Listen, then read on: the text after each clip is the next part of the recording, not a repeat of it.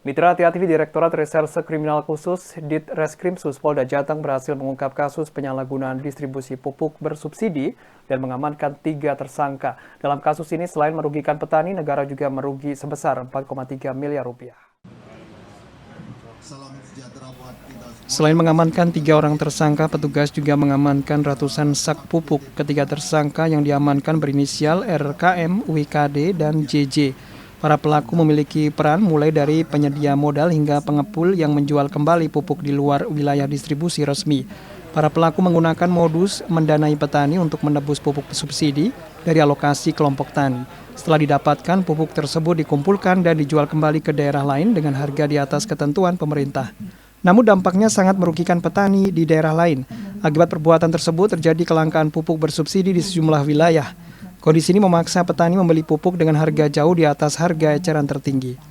Jika harga resmi satu sak pupuk bersubsidi sekitar Rp90.000, oleh para pelaku dijual kembali dengan harga Rp130.000 hingga Rp190.000 per saknya, tergantung jenis dan tingkat kelangkaannya. Perbuatan ini telah dilakukan para pelaku sejak tahun 2020 dengan total penyalahgunaan pupuk mencapai sekitar 665,5 ton. Akibat perbuatan para pelaku, negara mengalami kerugian sebesar 4,3 miliar rupiah yang merupakan nilai subsidi pupuk yang telah dikeluarkan pemerintah.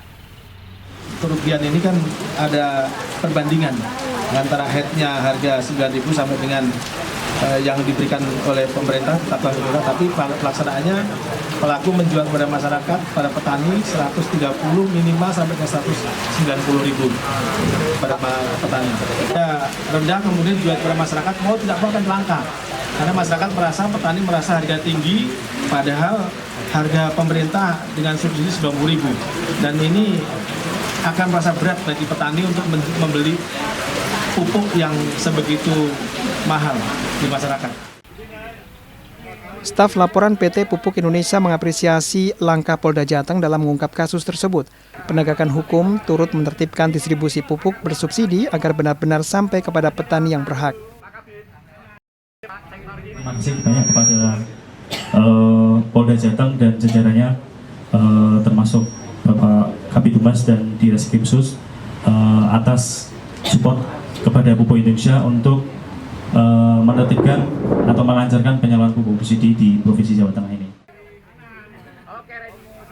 Sementara itu, Kasih Sarana Dinas Pertanian dan Perkebunan Provinsi Jawa Tengah menyebut penyaluran pupuk bersubsidi telah diatur secara ketat oleh pemerintah dan tidak boleh diperjualbelikan secara bebas. Ketika pupuk sudah ditebus petani melalui PPTS oleh siapapun, tidak boleh diperjualbelikan kembali.